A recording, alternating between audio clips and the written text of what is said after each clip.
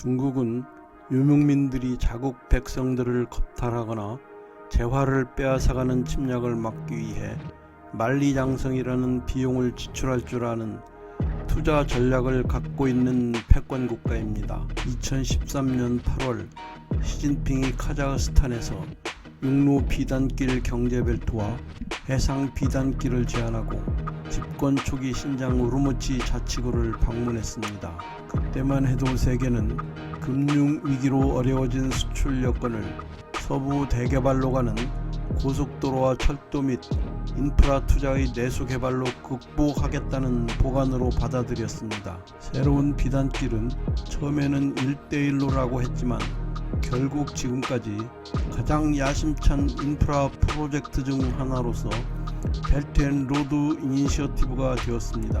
중국은 일찍이 2차 대전이 끝난 뒤부터 아프리카에 경제 지원을 해왔습니다.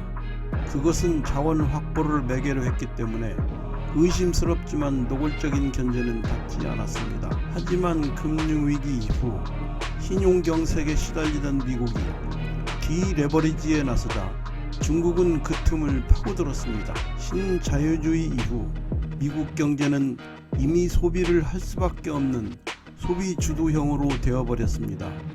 패권은 결국 소비에서 나온다. 소비를 해줄 것이니 달러 체제 하에서 그 노동력을 제공하라. 그런데 탐욕은 서부 프라이즘 모기지 채권이 갖고 있는 함정을 무시해버렸습니다. 그 대가는 글로벌 금융위기로 나타났습니다. 글로벌 금융위기의 경험은 중국으로 하여금 소비 주도형 패권의 약점을 알게 했습니다. 그렇기 때문에 중국은 제조업과 생산량을 뺏기지 않을 생각입니다. 그래서 중국이 계속해서 생산을 하고 수출을 한다면 주변국은 모두 가난해집니다. 이것이 1대1로 정책입니다.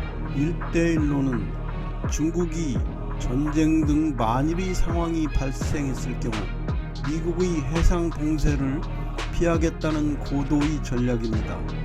그럼으로써 미군이 방해할 수 없는 경로를 통해 중앙아시아와 중동의 장기 에너지 공급을 확보하는 것이 최우선 과제입니다. 중국은 선민후군 전략으로 일단 민간 투자를 통해 핵심 지역에 침투하고 향후 이를 군사 지원 기지로 바꾸려는 전략을 구사하고 있습니다. 그래서 이들 지역의 물류, 에너지, 산업 등을 하나로 묶어 중국을 중심으로 하는 거대 경제 블록을 건설하겠다는 계획입니다. 1대1로 나타난 베이징 컨센서스는 워싱턴 컨센서스와 대비됩니다. 워싱턴 컨센서스는 마셜 플랜으로 제2차 세계대전 후 소련과의 냉전에 대항하여 서유럽 국가들에 행한 유럽 부흥 계획이었습니다. 워싱턴 컨센서스는 자본을 매개로 세력 확장을 해왔습니다. 그래서 대출받은 돈으로 해당국의 기업과 산업 기반으로 인프라를 쌓고 해당국의 경제가 활성화됩니다. 반면에 베이징 컨센서스는 자원 확보를 매개로 했습니다. 베이징 컨센서스는 개도국의 대출을 늘리는 동시에 1대1로 참가국에 차관 공여를 최대한 늘려주는 방식을 택했습니다. 1대1로 참여국에 도로와 철도, 송유관을 깔고 항만과 공항을 짓는 토목 사업입니다. 그런데 당초 기대와는 달리 총공사의 89%가 중국 기업과 물자로 채워졌습니다. 그것도 중국 국유은행이 인프라 펀드를 통해 금리가 높은 중국의 차관을 제공한 뒤 중국 노동자와 기업이 공사와 운영을 도맡아 했습니다. 중국 기업이 성장하고 중국 경제가 활성화됩니다. 따라서 당사국 고용지표는 개선되지 않습니다. 오히려 차관을 갚지 못하면 중국의 무리한 요구를 들어줄 수밖에 없습니다. 중국의 부채 함정 외교입니다. 미국은 아시아에서 BRI가 중국 주도 지역개발, 군사 확장 및 베이징 통제기관의 트로이 목마일 수 있다는 우려를 하고 있습니다. 실제 세계 곳곳에선 중국의 차관을 갚지 못해 벼랑 끝에 몰린 국가들이 속출하고 있습니다. 스리랑카는 중국의 지원으로 한반토당을 건설했지만 빚을 갚지 못해 항구 지분이 80%와 99년간의 운영권을 중국에 넘겼습니다. 중국의 투자로 건설된 파키스탄 남부의 과다르 항구는 1대1로 사업의 핵심 지역 중 하나입니다. 미국이 말레이시아의 좁은 말라카 해협을 틀어막으면 중국으로의 에너지 수송로가 봉쇄당합니다.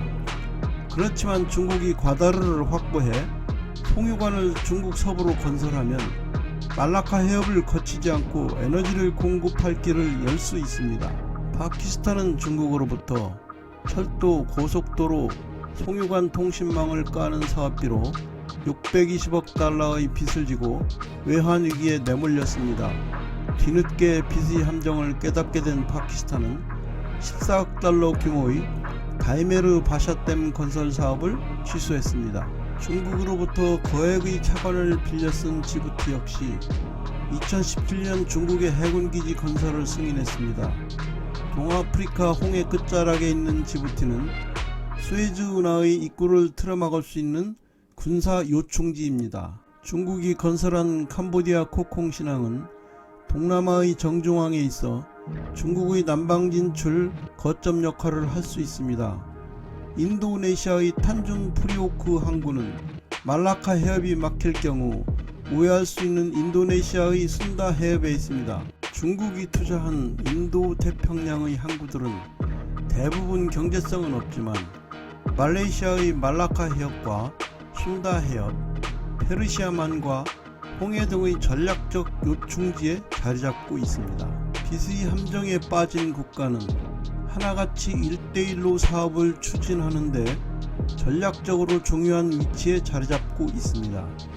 필요한 인프라 자금으로 많은 빚을 지고 있는 일부 국가의 경우 BRI 자금은 잠재적인 독배로 간주됩니다. 이제 1대1로는 하나의 길이자 하나의 덫이 되었습니다. 더구나 중국은 채권국 모임인 파리클럽에 가입하지 않고 있습니다. 파리클럽 채권단은 채무국에 대출 상환 연장, 채무 탕감, 이자율 조율 등 채무 재조정 형태로 채무 처리를 해줍니다. 따라서 중국으로부터 부채 문제가 발생했을 때 이를 해결할 체계가 마련되어 있지 않습니다. 중국의 목적은 돈이 급한 나라에 돈을 빌려주고 이를 빌미로 모든 문제에 간섭함으로써 영향력을 키우는 것입니다. 서방의 제재를 받고 있는 미얀마와 이란, 외국 자본이 거들떠보지 않는 아프가니스탄과 파키스탄, 방글라데시, 내전으로 혼란스러웠던 스리랑카도 결국 중국밖에 돈 빌릴 데가 없었습니다. 중국이 실크로드를 건설하는 대상은 대부분 미국과 외교관계가 원만하지 않거나 정치 문제로 혼란을 겪는 제3세계에 치우쳐 있습니다. 즉 1대1로에 참여한다는 것은 미국의 대척점에 서라는 것입니다. 이러한 중국의 검은 속셈을 간파하고 가장 먼저 1대1로를 반대한 나라가 숙적국가인 인도입니다. 인도양은 미국의 전략적 중요성이 큽니다. 특히 중국의 남진 정책과 아프리카 해상 진출을 견제할 수 있기 때문입니다. 미국은 대중경제의 기존 파트너인 일본에 더해 인도와 호주를 포함하는 대연맹을 구축하고 태평양 사령부의 명칭을 미인도 태평양 사령부로 변경했습니다. 남중국해를 중심으로 노골적으로 태평양 패권을 추구하는 중국을 더 이상 좌시하지 않겠다는 뜻입니다.